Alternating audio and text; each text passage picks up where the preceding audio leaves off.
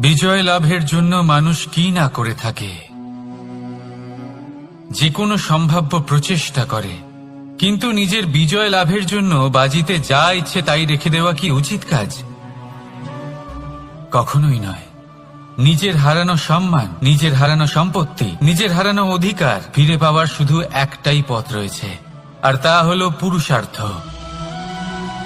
দ্রুতক্রিয়া নয়। যে মানুষ নিজেই হেরে গেছে, নিজেই নিজের জয়লাভ করার জন্য অন্য কাউকে কিভাবে বাজিতে রাখতে পারে? এ হলো সম্পূর্ণরূপে অনুচিত। অনেক সময় অনেক ধন লাভ করার জন্য, অনেক সম্পত্তি লাভ করার জন্য আমরা নিজের আসল ধন, আমাদের আপনজন, তাদেরকে হারিয়ে ফেলতেও প্রস্তুত হয়ে যাই।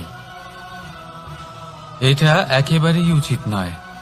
যত বড়ই সংকট আসুক না কেন, আমাদের আপনজনদের আমাদের সাথেই রাখা উচিত। নিজের বিজয়ের জন্য ওনাদের বাজি রাখা ঠিক নয়।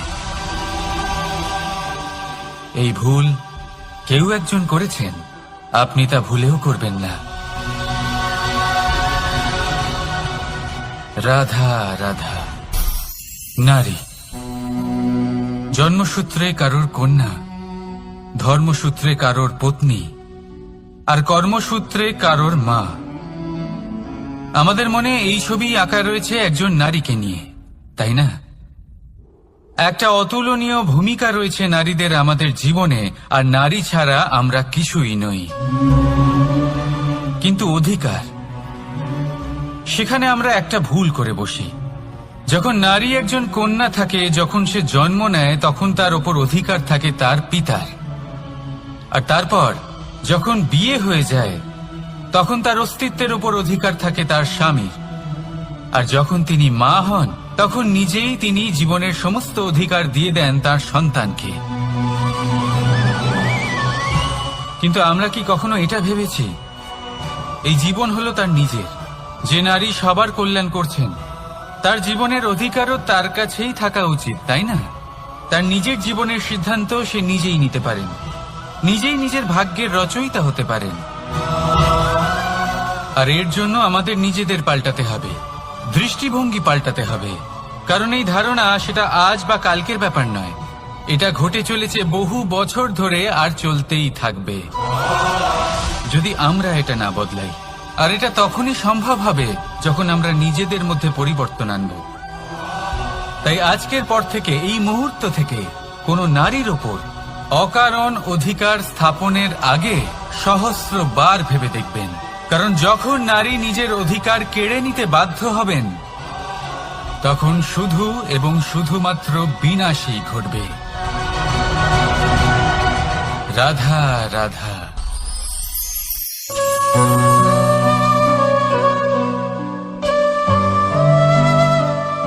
নারী,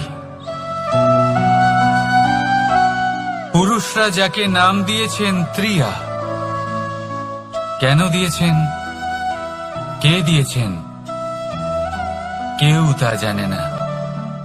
কথায় আছে, পুরুষরা ভাবেন যে ত্রিয়া, ভাবেন একরকম, বলেন অন্য কিছু, আর করেন অন্য কিছুই। কিন্তু সত্যিটা কি এটাই? আসল সত্যি হলো এটাই যে ত্রিয়া হলো সেই চরিত্রহীন পুরুষ, আর কেউ নয়। সেই পুরুষ যারা নারীকে বলেন যে আপনি হলেন মা, আপনি হলেন দেবী, আপনি হলেন বোন। আর ভাবেন কি? ভাবেন যে এই নারী হলো আমাদের পায়ের ধুলো, আর কিচ্ছু নয়। আর কি করেন? ওনাদের মাথায়, ওনাদের খোপায় মালা পরিয়ে দিয়ে ভাবেন যে ওনারা হলেন তাদের পায়ের ধুলোর সমান। একজন নারীর সম্মান ভঙ্গ করেন, তাদের দাসী মনে করেন। ভুলবেন না, যত্র নারী আস্ত পূজ্যন্তে রমন্তে তত্র দেবতা। অর্থাৎ যেখানে নারীকে পুজো করা হয়, সেখানে ঈশ্বর বাস করেন। আর যেখানে নারীকে অপমান করা হয়, সেখানে ঈশ্বর এবং ভাগ্য এই দুই রুষ্ট হয়। মনে রাখবেন, যদি নারী কল্যাণকারী হতে পারেন, তাহলে নারী মহাচণ্ডী রূপও ধারণ করতে পারেন। যদি একজন নারী মাতা হয়ে জন্মদান করতে পারেন, তাহলে নারী মৃত্যু হয়ে বিনাশও করতে পারেন। যেখানে নারী অপমানিত হবেন, সেখানে মহান ভারতও মহাভারতের পথে অগ্রসর হতে পারে।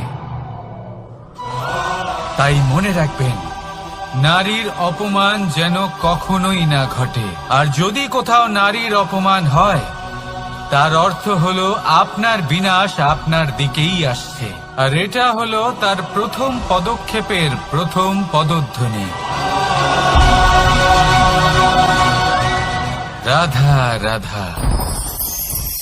যদি সন্তান কোনো দুষ্কর্ম করে, তাহলে সেই অপরাধ শুধু কি সেই সন্তানের? না, যদি সন্তান দুষ্কর্ম করে, তাহলে অপরাধী তার মাতা পিতাও, যারা পুত্রমোহর কারণে সেই অনুচিত কাজে তাকে বাধা দেননি।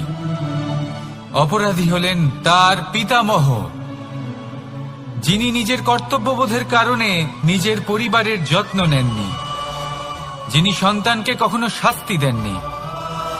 অপরাধী হলেন তার সেই গুরুও, যিনি নিজের শিষ্যের সেই দুষ্কর্ম দেখেও তাকে প্রতিহত করতে পারেননি।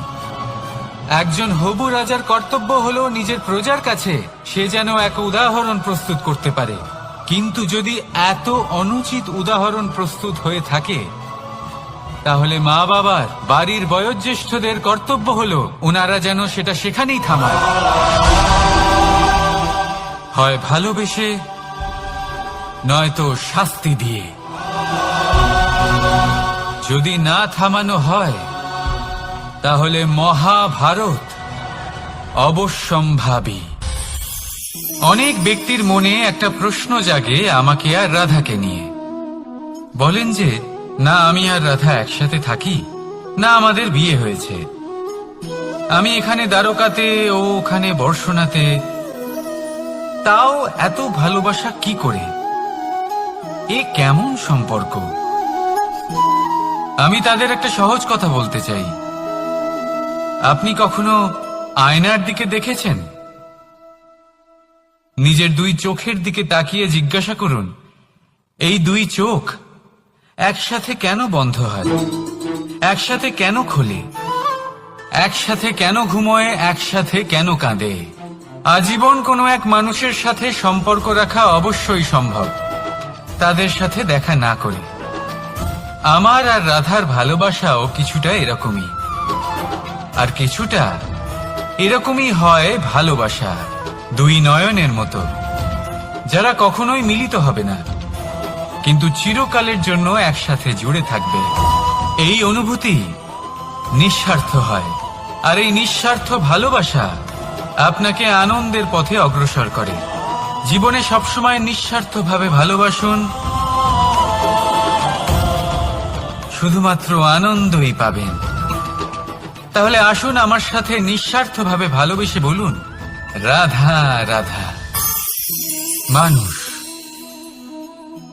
কোন ব্যক্তির নির্মাণ হয় কিভাবে?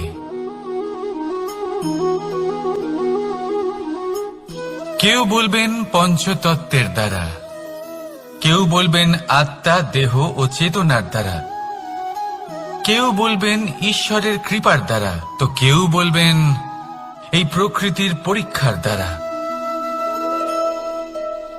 না, মানুষের নির্মাণ হয়ে থাকে বিশ্বাস দ্বারা। ব্যক্তি তখনই গড়ে ওঠেন যখন ব্যক্তিত্ব থাকে, ঠিক কিনা? আর ব্যক্তিত্ব তখনই হবে, আর সেরকমই হবে যেরকম বিশ্বাস আপনি নিজের উপরে রাখবেন।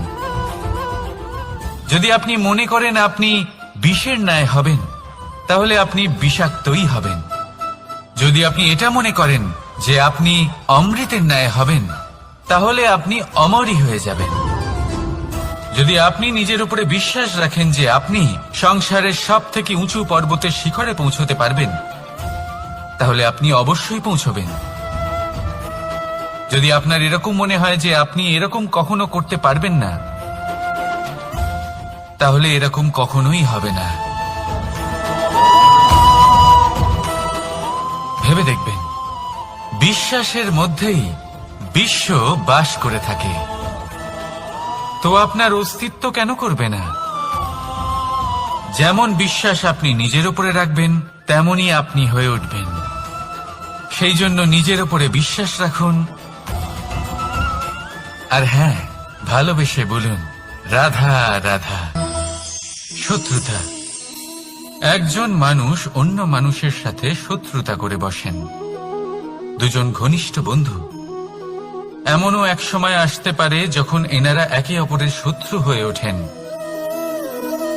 এর অনেকগুলো কারণ হতে পারে, কিন্তু মূল কারণ হল আলোচনা। আগে হ্যাঁ, আপনি যদি কারোর বিষয়ে আলোচনা করেন তাহলে সে আপনার শত্রু হয়ে যেতে পারে। এবার মনে একটা প্রশ্ন আসতে পারে যে এটা কিভাবে সম্ভব হতে পারে? আলোচনা, এটা তো অত্যন্ত জরুরি। যদি আমি নিজের বন্ধুর খারাপ কাজের বিষয়ে আলোচনাই না করি তাহলে সে শুধরবে কি করে? এ কথা সত্যি যে আলোচনা আবশ্যক, কিন্তু তার থেকেও বেশি গুরুত্বপূর্ণ এবং আবশ্যক হলো আপনার এই সিদ্ধান্ত। সিদ্ধান্ত এটাই যে আপনার এই আলোচনা কোন স্থানে করবেন। যদি এটা সবার সামনে করবেন ভাবেন, তাহলে তা অপমানও হয়ে যেতে পারে। যদি এটা আলাদাভাবে করেন তাহলে তা পরামর্শ হয়ে যায়। অপমান কেউ স্বীকার করতে পারেন না, কিন্তু পরামর্শ সকলের ভালো লাগে। তাহলে যদি আপন কারোর জন্য ভালো কিছু চান, কাউকে শুধরে দিতে চান, আর আপনার মনে হয় আলোচনা আবশ্যক, তাহলে সর্বপ্রথম সময়, পরিস্থিতি আর স্থানের কথা মনে রাখবেন। নয়তো এই আলোচনা আপনাকে খুব ভোগাতে পারে। তাহলে আসুন আমার সাথে ভালোবেসে বলুন, রাধা রাধা। আপনার জীবনেও কি সমস্যা রয়েছে? অবশ্যই থাকবে। প্রত্যেকের জীবনেই সমস্যা থাকে। প্রত্যেক মানুষ জিজ্ঞাসাও করেন যে এই সমস্যা আসলে কি আর কেন আসে জীবনে। আপনাকে একটা কথা বলে দিই যে সমস্যা আসলে সেটা নয় যা আপনার পথে বাধা সৃষ্টি করে, বরং সমস্যা হলো সেটাই যেটা আপনি তখন দেখতে পান যখন আপনার একাগ্রতা আপনার পথ থেকে, আপনার লক্ষ্য থেকে সরে যেতে থাকে। আর এই সমস্যাগুলি দূর করার জন্য, এর সমাধান করার জন্য একটাই পথ আছে। নিজের সমস্ত ভাবনা আরো একবার একাগ্র করুন নিজের পথের দিকে, নিজের লক্ষ্যের দিকে। আপনার সমস্ত ভাবনা যদি কেন্দ্রীভূত হয় নিজের লক্ষ্যে, তাহলে এই সমস্যা দূরে থাকবে।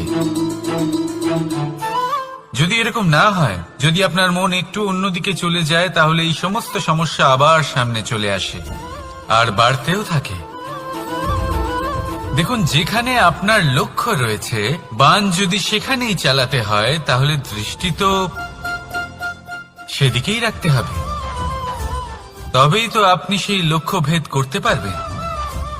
সেই জন্য মনে রাখবেন, সর্বদা লক্ষ্য রাখবেন নিজের পথে, সেই পথেই সামনে এগোতে থাকুন নিজের লক্ষ্যের দিকে। আপনি যত সামনে এগোতে থাকবেন এই সমস্যা তত পিছিয়ে যাবে।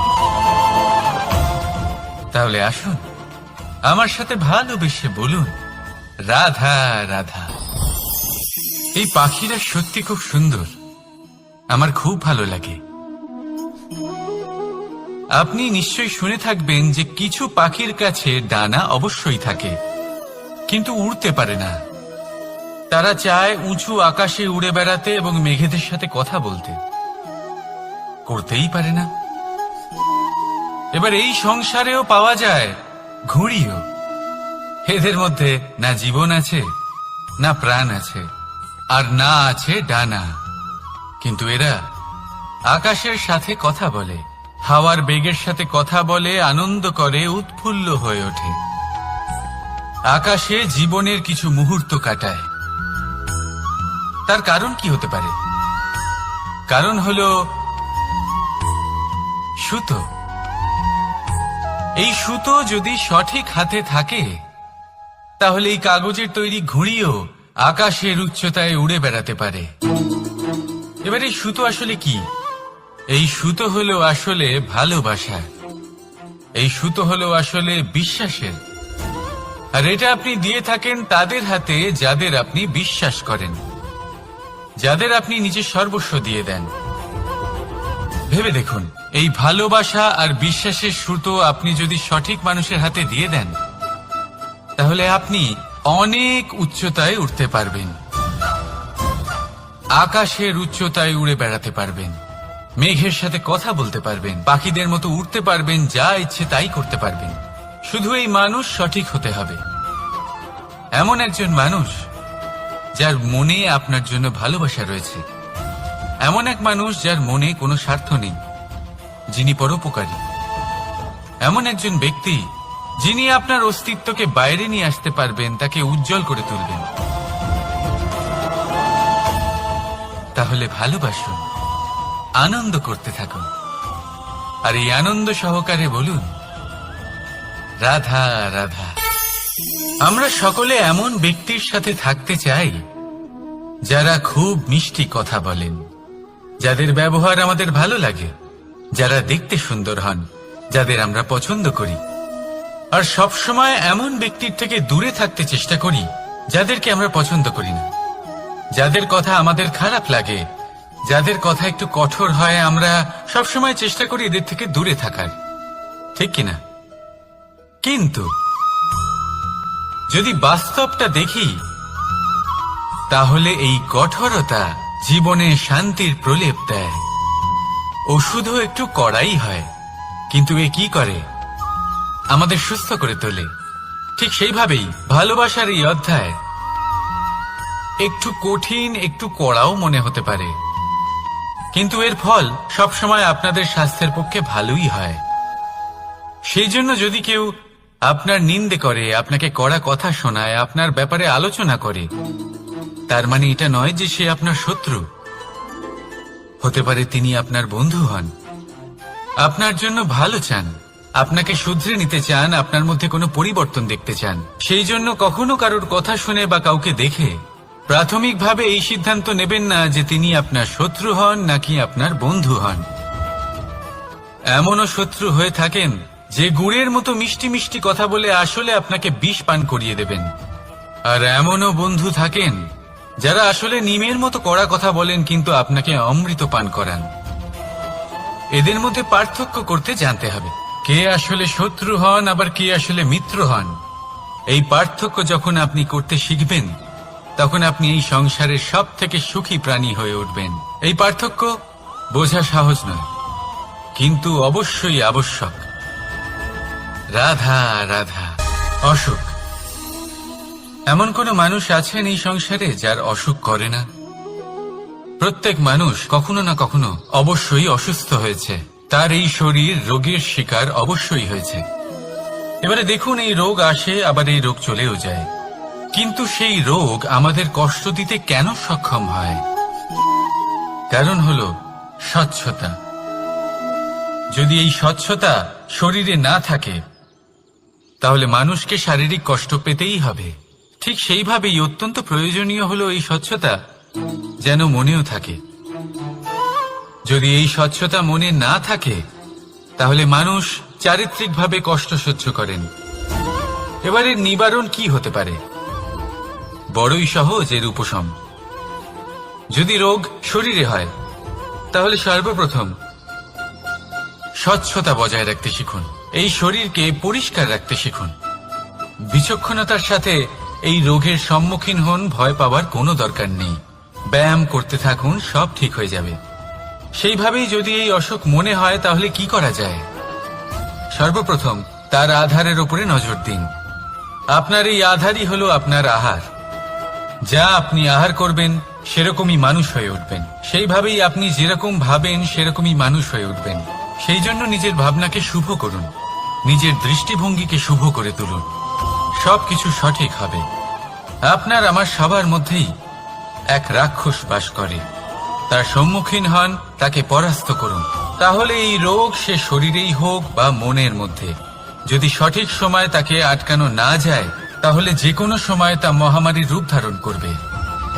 সেই জন্য সাবধানে থাকুন, সুস্থ থাকুন। তাহলে আসুন আমার সাথে ভালোবেসে বলুন রাধা রাধা। বাজ পাখিকে পক্ষীরাজ বলা হয়। বাজের আয়ু হলো মোটামুটি 70 বছর। এবার 40 বছর হতে হতেই ওদের পালক লম্বা এবং ভঙ্গুর হয়ে যেতে থাকে। ঠোঁট বেঁকে যায়, ডানা ভারী হয়ে যায়, অর্থাৎ আগের মতো উড়তে পারে না, সেই শক্তি থাকে না। এবার সেই বাজ কি করবে? বাজ সব থেকে কঠিন নির্বাচন করে, নির্বাচন নিজের পুনর্স্থাপনার। সর্বপ্রথম একটা বিশাল পর্বতে যায়, একান্তে নিজের এক বাসস্থান তৈরি করে, আর তারপরে পাথরের সাথে নিজের ঠোঁট বারবার আঘাত করতে করতে সেই ঠোঁট ভেঙে ফেলে। তারপরে সে অপেক্ষা করে সেই ঠোঁট পুনর্নির্মাণ হওয়ার। তারপর সেটাই করে নিজের পালকের সাথে। তারপরে নিজের ডানা থেকে এক এক করে ভারী পালকগুলো ছিঁড়ে ফেলে দেয়। আর তারপর 150 দিনের এই যন্ত্রণা সহ্য করার পরে ও ফিরে পায় নিজের ওড়বার অনন্য ক্ষমতা, সেই শক্তি। আর তারপরে ও জীবনের পরবর্তী 30 বছর বাঁচে। কি বুঝলেন আপনি? যদি ইচ্ছে শক্তি থাকে তাহলে একজন দুর্বলও শক্তিশালী হতে পারে। আপনিও এটাই করুন, নিজের অতীতের যন্ত্রণার বোঝাগুলিকে ত্যাগ করুন আর কল্পনার খোলা আকাশে উন্মুক্ত হয়ে উড়ে বেড়ান। নিজের পুনর্স্থাপনা করুন, তবেই সর্বশ্রেষ্ঠ হতে পারবেন। আর মনে রাখবেন, এই ছোট ছোট পদক্ষেপই বড় বড় শিখরে পৌঁছে দিতে পারে। তাহলে আসুন আর আমার সাথে ভালোবেসে বলুন রাধা রাধা।